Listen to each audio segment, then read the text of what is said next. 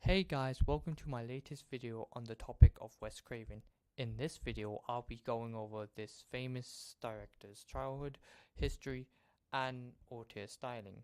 I hope you enjoyed this video essay, and without any further delay, let's get into this. Wes Craven is a very well-known director in the horror movie community, with some of his films being very iconic in the genre, like Scream 1, Scream 2, Scream 3, Scream 4, Nightmare on Elm Street, The Hills Have Eyes, and many more. Wes Craven was born in Cleveland, Ohio, to Caroline Miller and Paul Eugene Craven.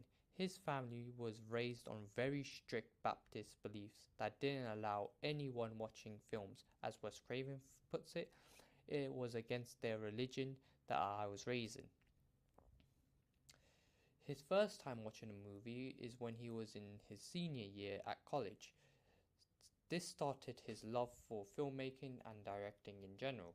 His first project in college was a spoof movie of the popular film Mission Impossible, which, even though it wasn't that good, it was the start for Wes Craven's directing skills. In 1972, his first ever feature-length film that he written, directed, and edited was The Last House on the Left, which was about two teenage girls heading out to a rock concert for one's birthday party, trying to score some weed in the city, where they are kidnapped and brutalized by a gang of psychopathic convicts.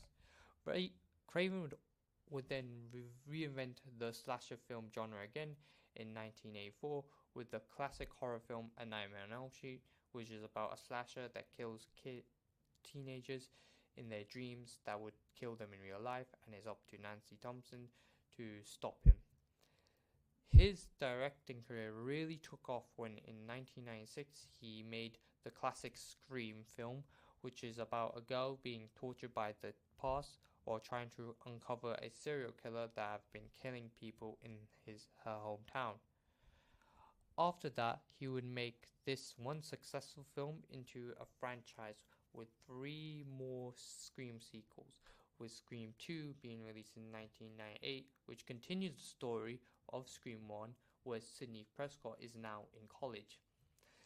He also directed Scream 3, which was released in the 2000s, which was supposed to be the black sheep of the franchise, but many people still like it. In the later years, he would produce remakes for his newer fans, like The Hills Have Eyes, that was released in 2006, and The Last House on the Left, which was released in 2009. His last film before his passing was Scream 4, where it was supposed to be for the new generation of horror fans, bringing in new characters to take the mantle of old characters in the first film. In his films, you can see a certain style that he uses in his movies to stand out against other directors and auteurs.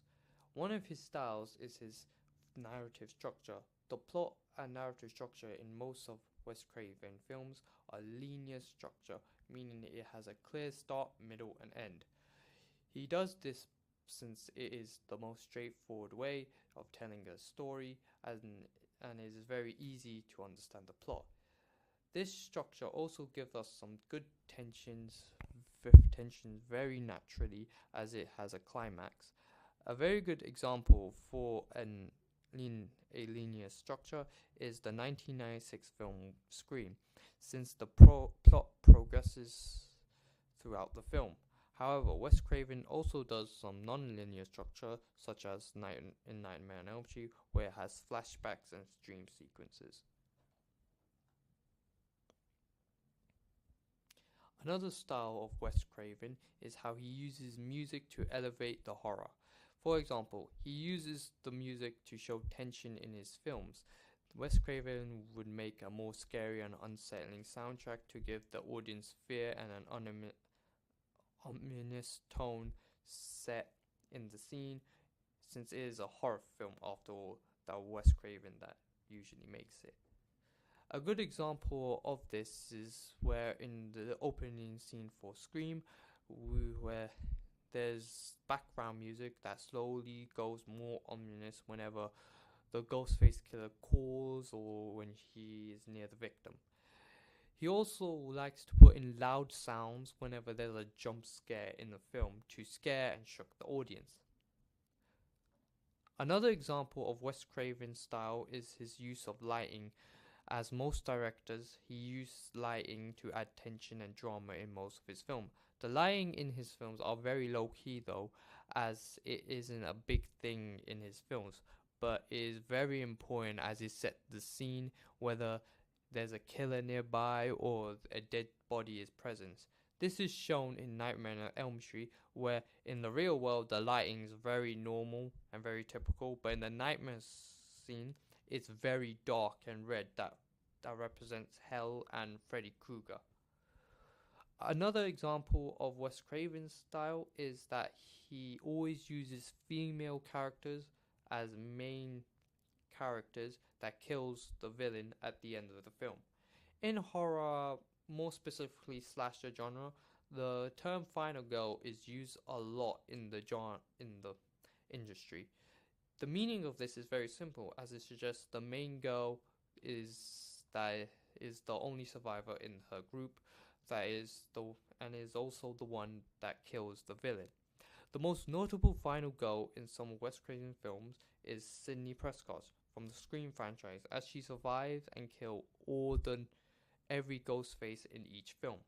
Another final girl in one of Wes Craven's films is Nancy Thompson, who managed to defeat Freddy Krueger and survive the wrath of him. Because of the films Wes Craven's that he directed, he has produced some of the most viewed and popular scenes in movie history, and many other directors have taken inspirations to make their scenes more memorable. A very good example of this is the opening scene in the first Scream film, where we get so much information of what's going to happen in this film in a much more entertaining way, with the characters being more relatable to the audience and how the kills are going to be throughout the film. We also get introduced to Ghostface, who has now been the most influential and memorable slasher in horror film history. With, if you've been to a Halloween party, you might see a person dressed up as him. Even though Wes Craven's last film before his passing was 13 years ago, his impact on the horror genre has been remembered by many other horror fans that have followed in his footsteps. For example, there's a group called Radio Silence that has continued to make more Scream films after his passing, with Scream 5 being made in 2022 and Scream 6 being made in 2023, and also a 7th film in the making by the time this video essay is recorded. He's also loved by many actors and actresses that's worked with him in the past, like Courtney Cox, who's reappeared in many of his films, said that he was an incredible director, but he was also an incredible human. Personally, I will always love Wes Craven since it got me into the horror film slasher genre in the first place, and because of the costumes, the effects, and the story that Wes Craven puts out. Also, because of Wes Craven, it gave me one of my favorite scenes in movie history ever: Ghostface shooting a shotgun. That is all for this video essay. Make sure you want to see more of this in the near future. Obviously, like the video, subscribe, and as always, stay fresh.